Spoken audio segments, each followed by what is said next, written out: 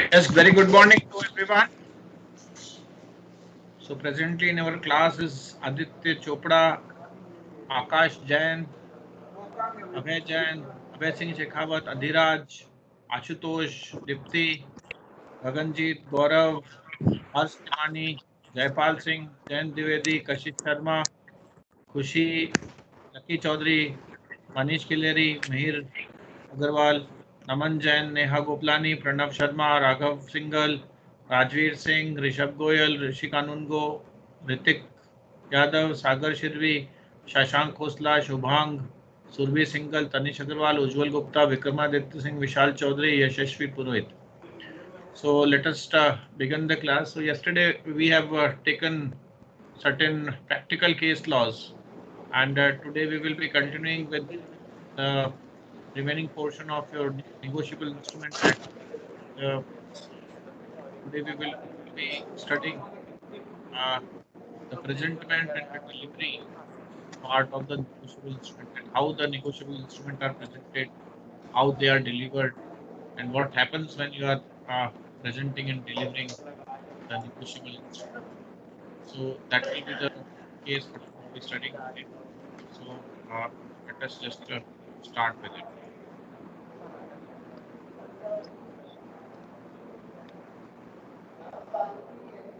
So meanwhile, negotiable instruments are those which must be negotiable. Okay, the instruments which are negotiable, which can be transferred, or which can be negotiated, or on which the dealings can happen. Those are called negotiable instruments. So in order to be instrument to be a negotiable instrument, uh, the negotiable instrument must be presented first for there should be presentment, and then after it has to be delivered. So either it has to be delivered directly, or it has to be first endorsed and delivered, that we will be studying. Okay. Yeah. So let us just look at the presentment of the bills of exchange first. So in a promissory note of bills of exchange, the expression at sight and on presentment, if it is written, then it is the instrument which is on demand. So the expression after sight means in a promissory note that after presentment for sight. Okay. And in bills of exchange after acceptance, or noting for acceptance, or protest for non-acceptance. So after sight means all this. So when the negotiable instrument gets mature, so when a bill or a note is payable at fixed period after the sight, the question of because until and unless the maturity of the negotiable instruments comes, you cannot actually take the payment of that negotiable instrument. So maturity of the note or the bill is a date on which it actually falls due. So so there are certain days of grace which are important in the negotiable instruments. So days of grace have come from ancient times. Means long back when there was time of hundis. So even we do not know since when these 3 days of grace are there. So whenever the negotiable instrument is due, we have to add 3 days of grace, and after that third day only we can just make it mature, or you can make negotiable instrument mature when we add 3 days of grace in it. So three days of grace are very important for a negotiable instrument actually to uh, you know uh, uh, to be there.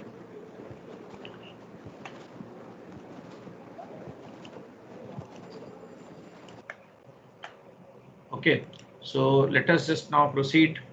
So this is given under section 22. So previously it was a custom. Now it has become, you can say, what do you call as a trend, or it has been now codified as a law. Okay, so negotiable instruments are those which can be actually, it can be, you can say, presented, or you can say it matures when 3 days of grace are over. So we must know how to calculate the maturity of a negotiable instrument. So this is very important thing. You have already studied this while you have done your accounting. In 11th class, you have already studied this, that 3 days of grace are to be added and all this. This is just a reminder. So, but you must understand then that how negotiable instruments are to be, when it get mature. So there may be some objective type questions can be asked on this, and there can be some descriptive questions in your exam regarding the maturity. So in calculating the date of a promissory note of bills of exchange made payable at a stated number of months after a date after a site or after a certain event at its majority, the period shall be held to be terminate on the day of the month which corresponds with the day on which the instrument is dated. Okay, or presented for the acceptance or site, noted for non-acceptance or protested for non-acceptance, or event happens or where the instrument is a bills of exchange made payable as stated number of months after the site and has been accepted for honor with a day on which it is so accepted. So if the month in which the period would terminate has no corresponding day, the period shall be held to terminate on the last day of such month. So this is what the thing is. For example, if you have drawn a negotiable instrument or any bills of exchange or any promissory note, suppose today. So today is 6th of October, and the instrument is for 3 months. So what will happen? So your this October 6 to November 6, November 6 to December 6, December 6 to January 6. So it is for 3 months. So January 6 will be the corresponding date on which the instrument has been made in the month of October. So it will be completing its 3 months on 6th of January. Now you have to add 3 more days of grace in it. So 7th, 8th and 9th. So you will go for maturity of the instrument on 10th of January. So it will get mature on 10th of January as such. Okay, so this will be the thing how we will be going with it. So whenever the date is given in the corresponding months, for example, if the date if that particular month is not having that date of the corresponding month, then the last date of that month will be considered as such. I will give you an example for that too. Okay, when we will be just doing this maturity. So the time at which the instrument is payable, then you have to and how the maturity period is calculated is given in this table. So when the note or a bill is made payable stated number of months after the date, so in that case, what will happen? When the period stated terminates on the day of that month, which corresponds with the day on which the instrument is dated. I have just not told you about it. So when the instrument is made payable after the stated number of months, so it is just after the site or after the stated number of months, then what will happen? The period terminates on the day of the month, which corresponds with the day on which it is presented for acceptance or site or noted for acceptance or protested for non-acceptance, whatever. So in that case, if it is at site, then it will be treated in this way. But if it is after the date, then whatever date it is there, it will correspond to the same month as such. Okay. So when it is payable, when it is payable as stated number of months after a certain event, so what will happen? We have to just see when that event actually get terminated. So when the event get terminated, then only from the next day itself it will be done. So period terminates on the day of the month which corresponds with the day on which it presented for acceptance or site or noted for non-acceptance or protested for non-acceptance. Okay, so we will do an example. You will be able to understand that. So when the instrument is a bills of exchange payable at a stated number of months after site and has been accepted for honor, in that case maturity will be the day on which it was so accepted. So on that day it will get mature. So it is given as such. So now let us just take example. So a negotiable instrument dated 29th of January 2017 is made payable at 1 month after the date. So after the date means 1 month after the date. So after date is the date is 29th of January. So the instrument on maturity will be payable on third day after 28th February 2017. So it will just take it is for 1 month. So what will happen? 29th to 29th is 1 month. But this in 2017, 29th of February will not be there because it is not a leap year. So the last date of month will be considered as such, that is 28th of February, and you have to add 3 days in that, and then it will be third day after the 28th of January. Next is a negotiable instrument dated, now it is dated on 30th of August, is made payable 3 months after the date. Okay, So the instrument will mature on 3rd of December. Why? Because 3 days after that. Now this how many months it will take? Now this is having on 30th August it is made. So it will be on September, October and November. So November complete on 30th November it will be there, then it will be on the 3rd of December 2019. Now promissory note of bills of exchange dated 31st August 2019 is made payable 3 months after that. Now this is payable 3 months after the date, and the instrument at maturity will be 3rd of December. Now if you see both these examples, 30th August and 31st of August, it doesn't make a difference. Why? Because it is made for 3 months after the date. Okay, so 3 months after the date means the last day of the month. So last day of the month of November doesn't comprise of 31st. So in both the cases also the last day of the month will be considered, and then you have to add the 3 days as such. Okay, so let us now see how to calculate the maturity of a bill or a note payable so many days after the date or the site.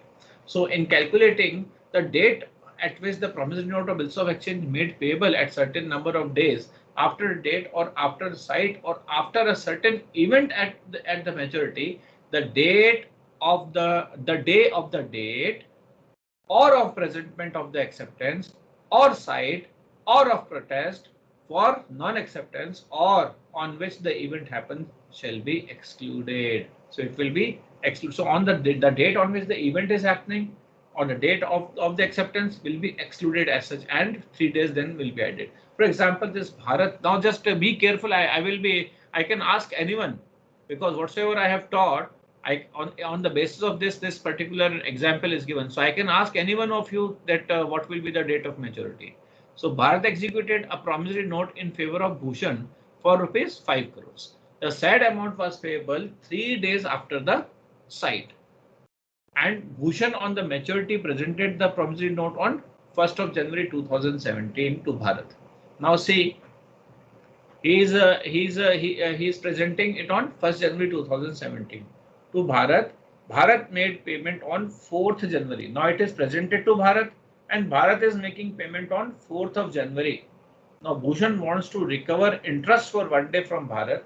Advise Bharat in the light of the provisions of Negotiable Instrument Act 1881 whether he is liable to pay the interest for 1 day or not.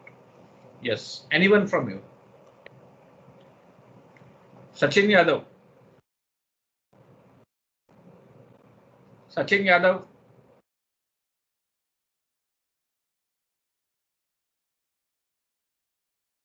Sachin Yadav.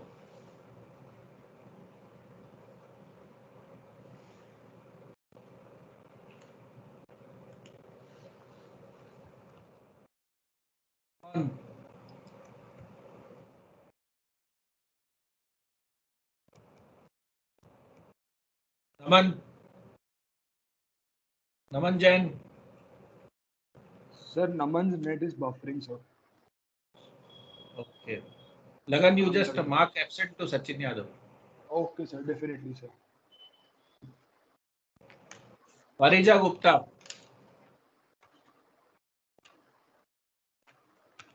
Parija.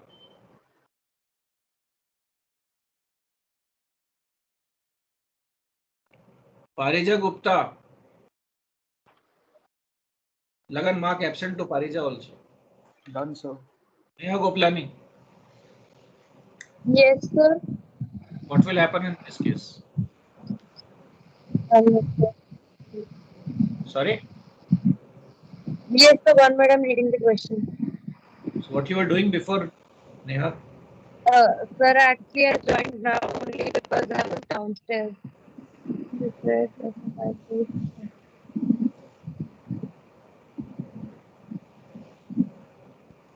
Manish Kelleri. Yes, sir. Yeah, answer this. It's, Whether he will be eligible to pay the interest for 1 day or not.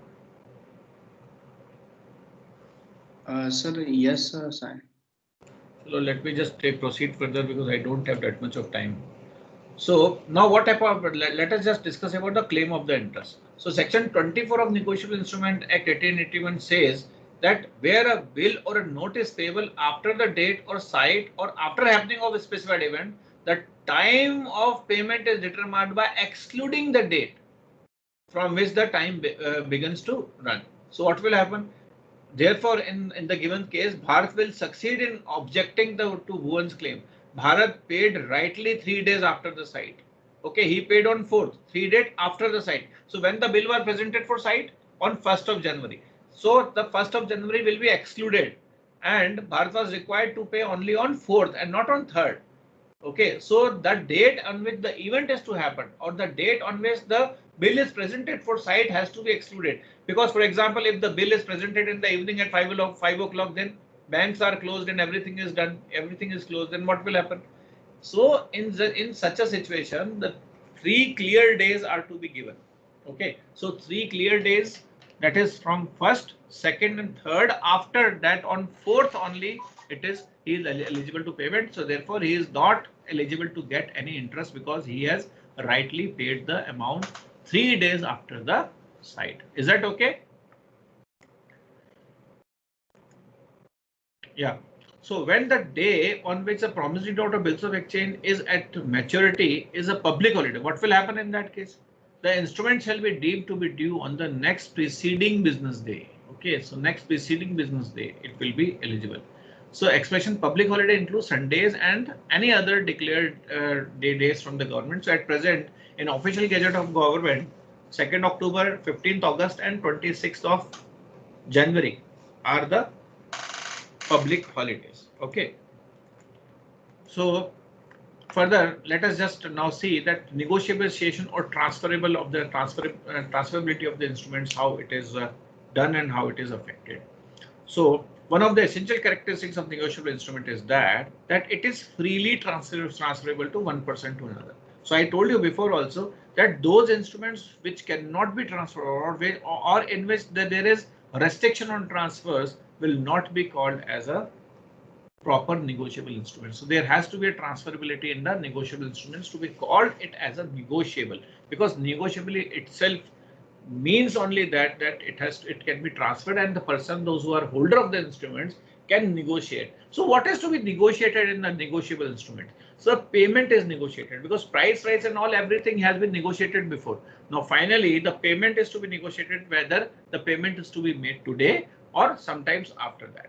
So the rights in the negotiable instruments can be transferred from one person to another by negotiation under the Negotiable Instrument Act or assignment under the Transfer of Property Act. So according to section 14 of the Negotiable Instrument Act, when a negotiable instrument is transferred to any person with a view to constitute that person as a holder. So what should be the intention? The intention of transfer must be that the person to whom the negotiable instrument is transferred must become the holder of the negotiable instrument. The instrument is deemed to have been negotiated only then. Okay. Thus, there is a transfer of ownership of the instrument. The ownership in the instrument must transfer, and there should be a legal intention to transfer the ownership. And when the ownership is transferred, the person to whom the ownership has been given must be having all the rights for the amount written in the instrument, and it should be free from everything. Okay, so negotiable instrument may be negotiated either by delivery when they are payable to bearer, or by endorsement when or by endorsement and delivery when these are payable to order. So this is very, very clear that if the negotiable instruments are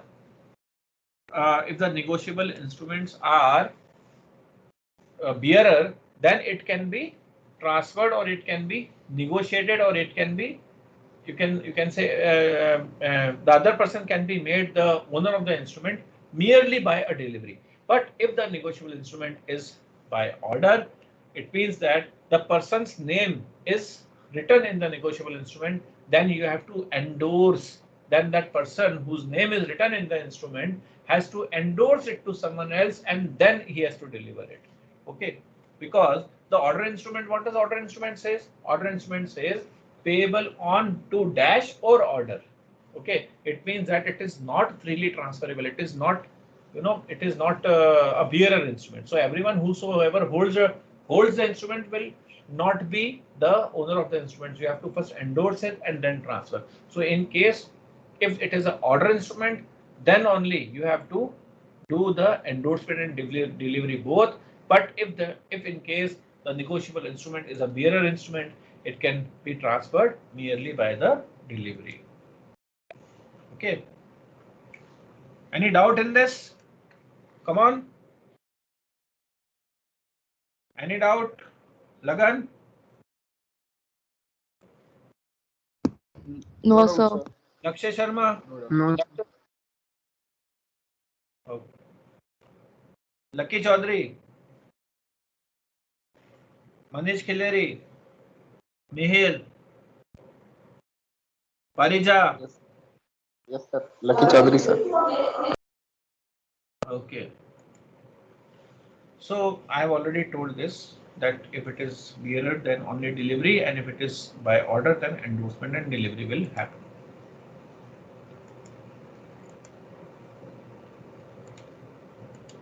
So negotiation by delivery. So subject to provision of section 58, a promissory note, bills of exchange, or a check payable to bearer is negotiated by delivery thereof, provided, what is the exception? The promissory note delivered on a condition that it is not to take effect except in certain event is not negotiable. So for example, if the bearer instrument comprise of a condition that it is it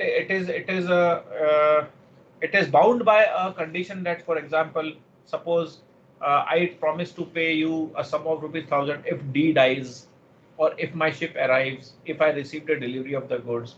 So in that case, the holder of that negotiable instrument, to whomsoever you are intending to transfer, he must be made known this fact that this negotiable instrument, though is a bearer, but is a conditional instrument. Then only the holder will be having the right. Otherwise, the holder will be having a right to file a suit against you, or you can say that he must be because he is not conveyed. So he can actually file a suit that I was deceived or I was cheated. Okay.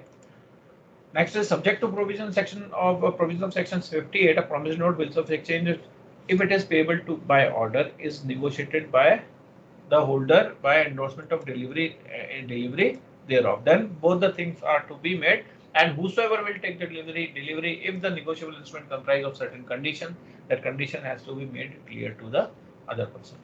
Next is the importance of delivery in negotiable instrument. Why delivery is important? So delivery of an instrument is essential whether the instrument is payable to bearer or order for effecting the negotiation.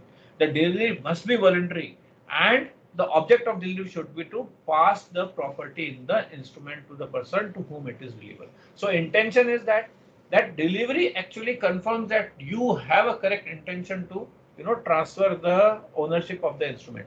And this delivery is something which is which is very, very important, because until and unless a person is having a delivery of any negotiable instrument, he cannot actually endorse that negotiable instrument. So a person has a delivery, then only the enforcement can happen. He can only enforce the instrument if he is having a physical instrument in his hand. Until and unless you have the physical instrument in hand, it is useless. Even if somebody has endorsed it and kept it in his own drawer, it will be useless. So delivery can be of two types. You know it very well because we have already studied delivery and sale of goods. That it can be actual delivery, which goes from which changes hand. So so one person to other person by hand it can be done. So that is, and there can be a constructed delivery where the agent, clerk, or servant, or the endorsee of the holder, or he can become the holder, or you can say a person who can hold the instrument on someone else's behalf. That can be a constructive delivery. So section 46 also lays down that when an instrument is conditionally or for a special purpose only, the property in it does not pass through a transferee. Why? Because a person who is holding the instrument will only be holding it on the behalf of the holder in due course. So holder in due course is having all the powers, all the rights, because it is the holder in due course who has actually received this instrument, or the holder of the instrument has received the instrument on the behalf of holder in due course. Why? Because holder in due course has actually given the consideration for getting the instrument. Okay, so it is holder in due course is all powerful, not the holder. I have discussed it before also. So further, the contract on the negotiable instrument until delivery remains incomplete and revocable. The delivery is essentially not only at the time of negotiation but also at the time of making or drawing the instrument. Okay, so the right in the instruments are not transferred to the endorsee unless after the endorsement the same has been delivered. If a person makes an endorsement of instrument but before the same could be delivered to the endorsee, the endorser dies. So the legal representative of the deceased person cannot negotiate the same, because why? Because the title will not be clear. So a person who is having a clear title can only endorse. So what they will do, they can actually enforce, the legal representative actually can enforce the the amount in the negotiable instrument. They can take the amount, they can actually encash it at that moment, but they cannot transfer it to someone else because the holder in due course has already died. So the holder in due course is the only person who can transfer it to someone else. Otherwise, if it is with the legal representative and the holder in due course has died, there is nothing else except getting the instruments encashed from the bank or from the person on whom it has been returned. Now, when the delivery when effective between the parties, when the delivery will be effective between the parties.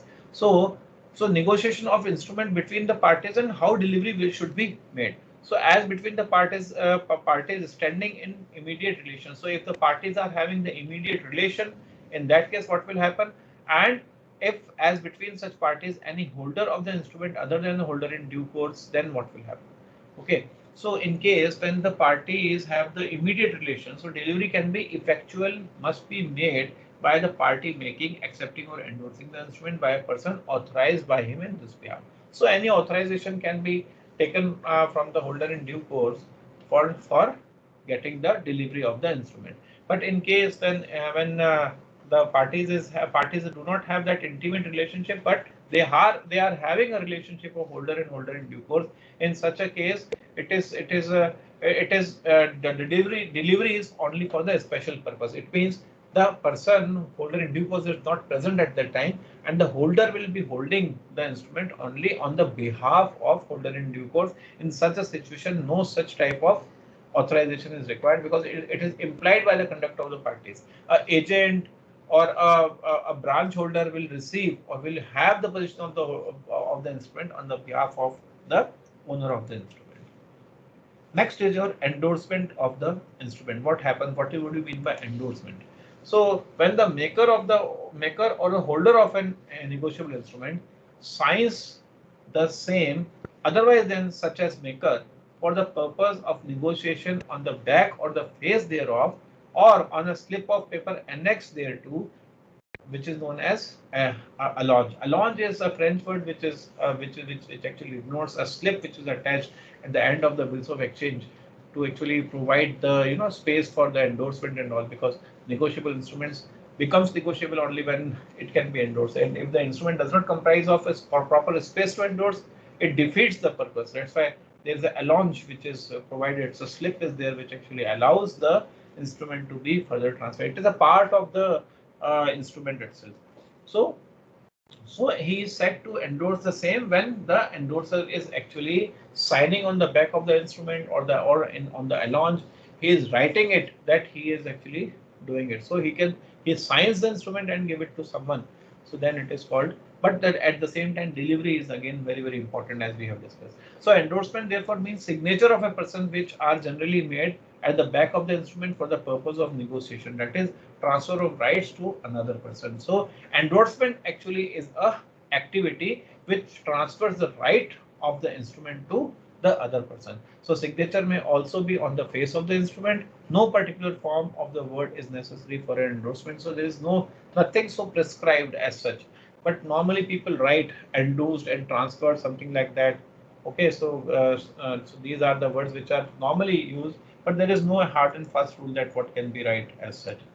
Further, when the maker or a holder of a negotiable instrument signs on the same or otherwise as such as a maker for the purpose of negotiation, or on the back or on the face of a slip or of a paper annexed thereto or so. So this is just an explanation of what I have explained just now. So he or she will endorse the same and will be called endorser. So it can be for the purpose of negotiation and for the purpose of making the other person the owner of that particular instrument. For example, A, who is the holder of a negotiable instrument, writes on the back of the negotiable instrument pay to Y or order. So he is writing pay to Y or order. So and signs the instrument. So in such a case, X is deemed to have endorsed the instrument to Y. If X delivers the instrument to Y, X ceases to be the holder and now Y becomes the holder. So the very purpose of the endorsement is to make other person the owner or the holder of the instrument, and a holder of the instrument he will become holder only when he is being endorsed and the delivery is made. So endorsement in blank and endorsement in full or endorsing. So this is given under section 16. If the endorser signs his name only, okay. Now what endorser is doing? He is only mentioning his name. He is giving only his name. He is just signed. Okay. So if the endorser sign his name only, the endorsement is said to be in blank. And if he adds a direction to pay the amount mentioned in the instrument to or to the order of a specified person, then endorsement is said to be in full. So endorsement can be in full or in blank. So blank endorsement actually makes that particular instrument a bearer one.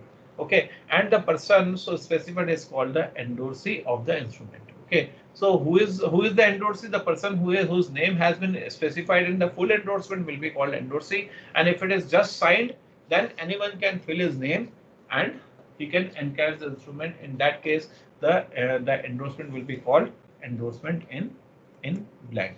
So the provision of the act related to the payee shall be applied with the necessary modification to the endorsee. Example 1, that is a blank or general. So no endorsee is specified in an endorsement in blank. It contains only the bearer signature of the endorser. A bill so endorsed becomes the payable to bearer. As I have already told you that as soon as it is signed by the person who is actually the holder of that instrument, if it is just merely signed, so anyone can take the payment. It is just like signing a blank check, or you can say just on like signing a blank paper. So it is not a blank paper because amount is already mentioned. But whosoever wants, he can fill his name and he can encash that instrument. So let us just study about the various kinds of endorsements also. So first we have already gone with as the endorsement in blank, where the endorser just puts his signature without specifying the endorsee's name. Okay, so the endorsement is said to be a blank endorsement. So what is the effect of it? The effect of such endorsement is to render the instrument payable to bearer, even though originally payable to order. So initially it was an order instrument. So how the order instrument will be converted into bearer instrument? If on the back side of it, the person who is the endorser, he endorses it at the name of someone. He is not writing the name of anyone. So he is just signing it so that anyone can take it. It's called a blank endorsement. So it will convert the order instrument to a bearer instrument if the endorsement is a blank endorsement. Next is endorsement in full. That is name and signature both. So he will what will happen in case of endorsement in full? So he will write the name of the person whom he whom he wants to just transfer the bills, and he will write or order also. So it will become a endorsement in full. That is, for example, pay X or order and is signed by A. That is, he is the payee, and it continues to be a endorsement in full. Now, what will happen? X may just take the instrument and sign it on the back of it. Just sign it. So he can again make this instrument a bearer instrument. Okay, so that can always be done. Next is a partial endorsement. Endorsement which purports to transfer only a part of the amount of the instrument is called a partial endorsement. Okay, only a part. As per section 56, such endorsement is invalid under law. Previously, it used to happen that, for example, the instrument is of rupees 10,000. Now, a person endorses the instrument only to the extent of 5,000. Okay, so this is not a valid endorsement. This used to be a valid during certain period of time, but afterward it has stopped as such. So presently it is an invalid endorsement. Such endorsement cannot be done. So a holder of a bill of 10,000, he endorses is that pay B or order rupees 5,000. It's a partial endorsement and this is not at all valid. Okay. Now there is the exception. The second part of section 56 states that if a bill has been paid in part, in fact, of the part payment may be endorsed on the instrument and it may then be negotiated for its residue. Okay, but it is not at all valid. So these type of things are not done these days practically. So a bill may be endorsed, pay A or order rupees 5,000 being unpaid residue of the bill. It is valid. It is a valid endorsement, and it is so. It is what the thing is. So to the extent of 5,000, the instrument will lose its value to the extent of rupees 5,000. Then the remaining 5,000, the instrument still stands valid. But these things are not in process these days. Okay. Next is a restrictive endorsement. So an endorsement is a restrictive when the endorser, while making the endorsement, restricts or excludes the right of endorsee to further transfer the instrument or constitute the endorsee and to endorse the instrument to receive its content of the for the endorser or for some other specified person. Now what is happening over here is this is restrictive endorsement. Actually, restrictive endorsement doesn't actually it restricts the endorsee to further endorse it. Actually, it snatches the endorsability of the instrument as such. Okay, so the instrument does not further remains endorsable. So that is called a restrictive endorsement, in which a person who is written in the instrument will be restricted to transfer it further, or he only has to take the payment of that instrument. Nobody else is allowed to take the payment of that instrument except him. So in that case, it will be a restrictive endorsement. Next is conditional endorsement. So section 52 gives power to an endorser to insert the endorsement by express words, a stipulation negating, excluding or limiting his own liability to the holder by making such liability or the right of the endorsee to receive the amount due thereupon the happening of a specified event, although such event may never happen. So that will be a conditional endorsement, that if somebody is putting the condition on the endorsement as such, the other person is can take the payment only if he marries someone, or if someone dies, or let my if my good arrives, or if certain type of condition which is to be put in such a in such particular endorsement will be called a conditional endorsement, and the endorsee will receive the amount only after fulfilling such type of endorsement. And if one more thing is there over here, that if such endorsement is given on a bill, then this bill actually can further be transferred only in case if the if the if the person who is to be transferred this, or the further endorsee, must be properly informed about such endorsement, otherwise not. Okay, so this is all about your endorsement. So tomorrow we will study the dishonor of the bills of unnegotiable instrument. Okay. So any question or anything you would like to ask regarding the endorsement, or anything you are not able to understand, please ask me. No, sir. So far, so good. Fine. Good. Anyone, anything else? Mihir Agarwal, are you able to understand everything? Neha Goplani? Yes, sir. Yes, sir. Okay. Pranav Sharma, समझ में आ रहा है? Yes, sir. Rajveer Singh Yes, आनंद, sir. सागर शिरवी, संज्ञा, are you there संज्ञा? Yes, sir. Yes, sir. या समझ में आ रहा है संज्ञा? सागर? Yes, sir. Good. Srajal comes in class very rarely. Yes, sir. Yes, sir. Okay. Okay, sir. Got it. शिवादवा, Kashish Sharma, Kanishka, Yes, sir. आ रहा है समझ में सब? Yes, sir. हर्ष टिमानी, गगनजीत सिंह, जोरदार फोटो लगा रखा है भाई.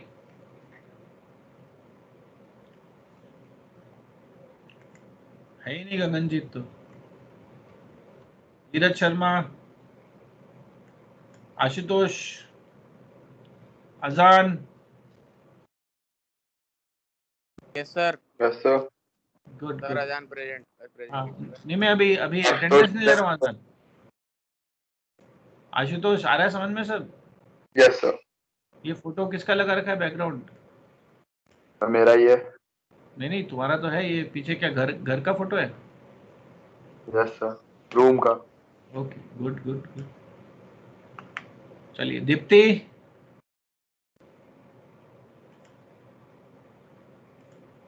Yes, sir. Okay, able to understand everything? Yes, sir. Fine. चलिए let me take the attendance now. Okay, Ashutosh Sharma, Ajan, Dhananjay Yes, Singh, yes sir. Dheeraj Sharma, Ajan present. Deepti,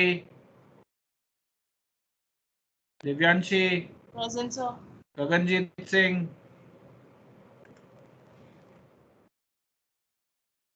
Gaganjeet absent है शायद, गौरव शर्मा, हर्ष टिमानी, Jaipal Singh Tanwar, Present, sir. Shailendra Dwivedi, Present, sir. काशेश Sharma, Kanishka बिलोची, Present, sir. खुशी Wadhwa, Lagan Mahipal, Lakshya Sharma, Present, sir. Lucky Chaudhary, sir Anish Lakshya Joshi, present. Mahipal present, sir. Sir Lakshya present. हाँ हाँ, Mihir Agarwal, Naman Jain, Neha Goplani, Parija Gupta, Parth Gautam, Pranav Sharma, Priyam Soni, Present, sir. Raghav Singhal, Rajveer Singh sir Anand. PM Soni present sir. हाँ हाँ ठीक ठीक ठीक। राजवीर आनंद, Yes, sir. Rishabh Goyal, Rishik Anungo, Ritik Yadav, Ritvik, present sir. Sachin Yadav, Partho Singhal,